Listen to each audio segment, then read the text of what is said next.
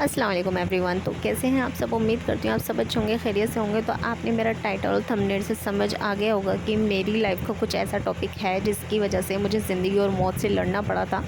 तो मेरी लाइफ का वो सबसे अच्छा मोमेंट भी कह सकते हो आप और सबसे बैड मोमेंट भी कह सकते हो, क्योंकि ये हर लेडीज़ की लाइफ में आता है जब वो माँ बनती है। जी हाँ, तो जब मेरा माँ बनने का प्रोसेस स्टार्ट हो रहा था तभी से थोड़े थोड़े कॉम्प्लिकेशन मेरी लाइफ में आने लगे, क्योंकि मेरी जो प्रेगनेंसी है वो स्टार्टिंग के 5 मंथ है ना, वो बहुत ज़्यादा बकवास से जाते हैं, क्योंकि उसमें मुझे वॉमिट और मैं अच्छे से कुछ भी खा नहीं पाती हूँ। तो वो सारी चीज़ें मेरे 5 महीने इतने बकवास गए बहुत ज़्यादा। फिर उसके बाद मेरा 6 मंथ लग जाता है, तो थोड़ा थोड़ा फिर मैंने स्टार्ट किया खाना, और मैं खाने लगती हूँ और सब कुछ अच्छा हो जाता है, ग्लो भी आता है। तो मेरा जो फ़र्स्ट बेबी है वो बॉय ही हुआ था।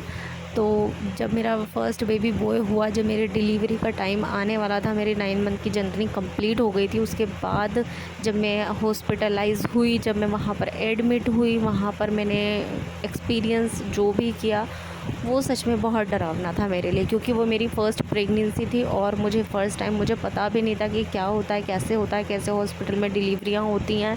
तो वहाँ जब मैं एडमिट हो गई, अंदर लेबर रूम में गई, वहाँ आमने सामने बहुत सारी लेडीज़ थी जो कि बहुत ज़्यादा पेन से लड़ रही थी, बहुत ज़्यादा चिल्ला रही थी, और बहुत ज़्यादा उन्हें देख देख कर मुझे भी ऐसा लग रहा था कि मैं और ज़्यादा बीमार हो रही हूँ, और ज़्यादा मेरी एनर्जी डाउन हो रही थी उनको देख देख के, क्योंकि मुझे बहुत ज़्यादा डर लग रहा था कि जैसा इन सबको हो रहा है पेन, वैसा ही मुझे भी होने वाला है।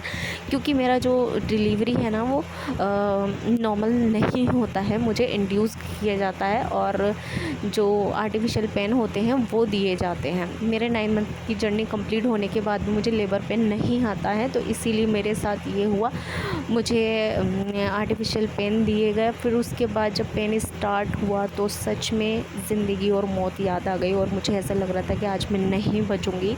और वो मेरी ज़िंदगी के 2 दिन सबसे ख़तरनाक दिन थे, जब मेरा आर्टिफिशियल पेन उन्होंने मतलब जेल लगाया। उसके बाद से मेरा इतना ज़्यादा पेन होने लगा था कि फिर मुझे समझ नहीं आ रहा था कि मैं क्या हो रहा है मेरे साथ, और मैं मतलब कि जीऊँगी या मरूँगी, मुझे नहीं समझ आ रहा था। मुझे बस ऐसा लग रहा था कि शायद आज मैं नहीं बचूँगी, क्योंकि मुझे इतना ज़्यादा पेन हो रहा था, बहुत ज़्यादा पेन हो रहा था। फिर उसके बाद जब डिलीवरी का टाइम बिल्कुल नज़दीक आ गया तो मुझे सच में दिखाई देना बंद हो गया था, और मैं इतनी ज़ोर-ज़ोर से चिल्ला रही थी कि डॉक्टर मुझे सच में कुछ भी दिखाई नहीं दे रहा। इतना मैं रो रही थी, इतना मैं चिल्ला रही थी, इतना मैं अपनी अम्मी जान को याद कर रही थी। बट वहाँ पर आपको बाहर से आने-जाने नहीं देते हैं, तो हमें ही वो सारी चीज़ें झेलनी होती है, और मुझे नहीं पता था। मैं बार-बार कह रही थी मुझे एक बार मिला दो, मेरे घरवालों को बुला दो, बट ऐसा कुछ भी वहाँ पर नहीं हुआ था। तो बस मुझे ऐसा लग रहा था आज मैं अब अंधी हो गई हूँ और अब मैं नहीं बचूँगी। उसके बाद फिर मेरे बड़े बेटे सुभान इस दुनिया में आए। फिर उसके बाद मेरा जो सारा दुःख दर्द था वो दूर हो गया। तो वो मेरी ज़िंदगी का सबसे ख़तरनाक दिन भी था और सबसे खुशी का दिन भी था, जिसमें मैं मौत से लड़कर वापस से आई, जो कि हर लेडीज़ के साथ होता है। बट जो फ़र्स्ट एक्सपीरियंस होता है वो बड़ा ही अजीब होता है। लिटरली 9 मंथ तो बहुत खुशी-खुशी में जाते हैं कि हमारे घर में बेबी आने वाला है। जब डिलीवरी का टाइम आता है तो फिर तब पता चलता है कि माँ बनने का जो प्रोसेस होता है, माँ बनना इस दुनिया में सबसे बड़ा दर्जा कहते हैं कि माँ का होता है।